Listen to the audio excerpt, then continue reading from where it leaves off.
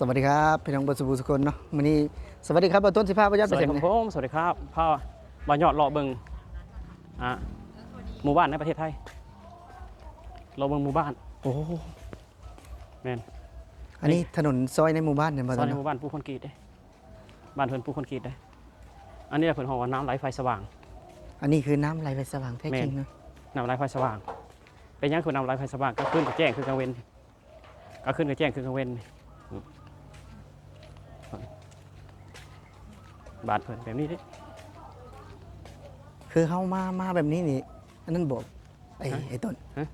เขามาแบบนี้นี่สิบ่มีปัญหาหยังบ่ ไผสิหาย โอ้ยันว่า เป็นที่สาธารณะได้ดิคือในบ้านเฮาก็ เขาสามารถถ่ายได้เนาะ เขาก็อาศัยอยู่บ้านเขาไม่ได้ถ่ายเฮือนเพิ่นเด้เขาถ่ายถนนเขาไม่ได้ถ่ายหมู่บ้านเพิ่นเด้เขาไม่ได้เข้าหมู่บ้านเพิ่นเด้บ่ได้ละเมิดสิทธิเพิ่นเด้ อ๋อ คือเขาถ่ายในถนนนี่เป็นหยัง คือจังสมมุติคือเขามาแบบนี้นี่เขามาเลาะแบบตามหมู่บ้านในสบายเนี่ยบ่ได้มีใครมาตรวจสอบมันหยังได้เนาะ ไผสิตรวจเฮา โอ้ยจังว่าเพิ่นบุคคลนี้มาจากไหนว่าสินะ โอ้ยคือบ่ต้นอยู่นี่ก็8-9 ปีเลยเนาะบ่ต้นอยู่นี่ก็8-9 ปีแล้ว คือ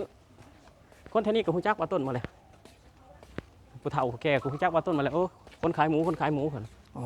คือบ่ต้นก็ส่งหมูเนาะส่งนำหมู่บ้านแถว คือ นี้ คือเลาะทรงแบบนี้ ส่งไผโทรก็ส่งเอาหมูบดมาให้100บ่ต้นก็ส่งเอาสันคอมาให้150บ่ต้นก็เลาะส่งแถวหมู่บ้าน โอ้ถือว่าเลาะยางเลาะ คือเฮาอยู่ กลางคืนนี่ก็บ่มีปัญหาเนาะ คือเฮาอยู่ในความดีบ่แม่นว่าเฮาสิอยู่ได้สร้างปัญหาก็คืนเฮาเขาเบิ่งเพราะว่าเฮามาเจตนามาดีบ่หรือเจตนามาย่างซื่อๆเฮาย่างพลาดซื่อๆนะเฮาเบิ่งเจตนาเพราะคันว่าย่างมาแล้วก็2บ้านนั้น2บ้านนี้ก็โยก เขาว่าขโมยเนาะ เพิ่นก็โทษ191แหล้ว อ๋อ คือเฮาคือเบิ่งเจตนาเฮาพร้อม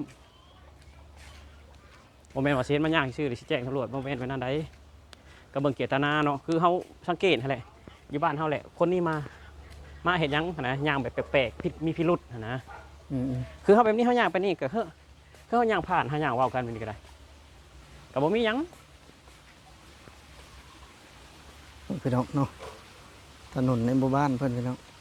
ปูคนกรีดอย่างดีเนาะ โอ้ปูคนกรีดแล้ว อันนี้เทเบตงและบ้านห้องเนาะ เบตงแล้วเบตงเสริมเหล็กและบ้านเฮาเบตงจะแม่นยังเบตงแต่บ้านเพิ่นคอนกรีต มีถังขยะทุกจุดเนาะ แม่นมีทุกหลังคาเรือน นะพี่น้องเนาะป้าถนนอยู่ในชุมชนเขตชุมชนนะพี่น้องเนาะคืออยู่ในประเทศไทยนะสะอาดขนาดเนาะแต่ละหน้าบ้านเนาะตอนเนาะ นี่แหละคือประเทศที่เขาพัฒนา สังคมต้องพัฒนา คือบ้านเฮาเพราะว่ารถประจอดอยู่เทิงฟุตบาทพุ่นมันสิพัฒนาได้จังไดแนวคิดคนยังบ่พัฒนาแล้วสิให้บ้านเมืองพัฒนาได้จังไดแม่นบ่ล่ะ คือถ้าจะพัฒนาคือต้องพัฒนาทุกอย่างเนาะ ถ้าลูกจะพัฒนามันต้องพัฒนามาจากพ่อแม่ อืม มันต้องพัฒนาเริ่มตั้งแต่คนอะเริ่มตั้งแต่ครัวเรือนเราเองอะอันนี้แบบว่ารถกระจอดอยู่ทุกฟุตบาทคือฟุตบาทเนี่ยเขาสร้างไว้ให้คนย่างไปบ่ล่ะ อืม คือฟุตบาทประเทศไทยสร้างให้คนย่าง แต่ฟุตบาทประเทศลาวสร้างไว้ให้จอดรถจอดเต็มอยู่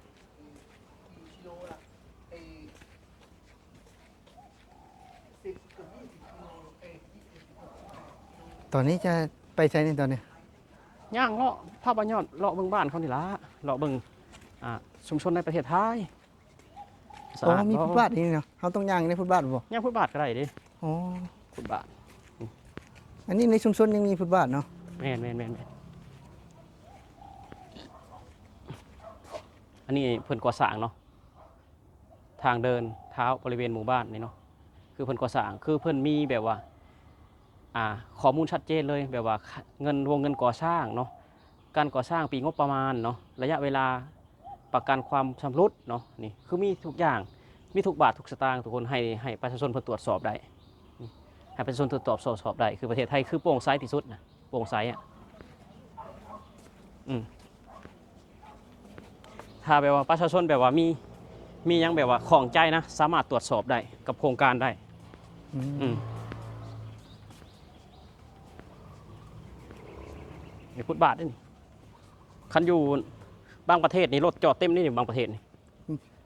คือบางประเทศรถจอด เต็ เต็ ม ม ใจ เลย บางประเทศ บางประเทศ บางประเทศ แมน ให้คนย่างมาแบบนี้ ให้คนย่างแต่รถคือมาจอด บางประเทศนะ อ่า คือเห็นอยู่ในคลิปวิดีโอคือรถคุณ เพิ่ มาน จอด บ่ได้ปรับได้หยังซะ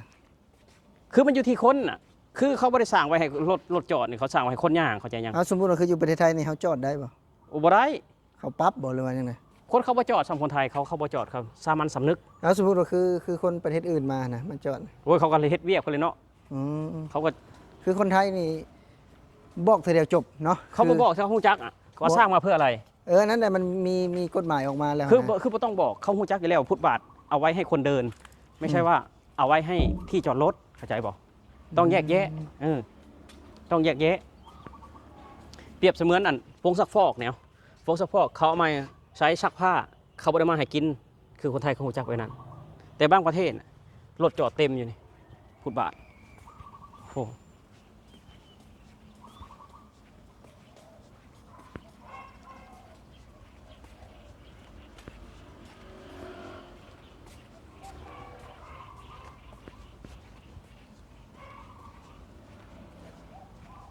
บ้านเพิ่นรถจอดสบายฟุตบาทก็ให้คนเดินสบาย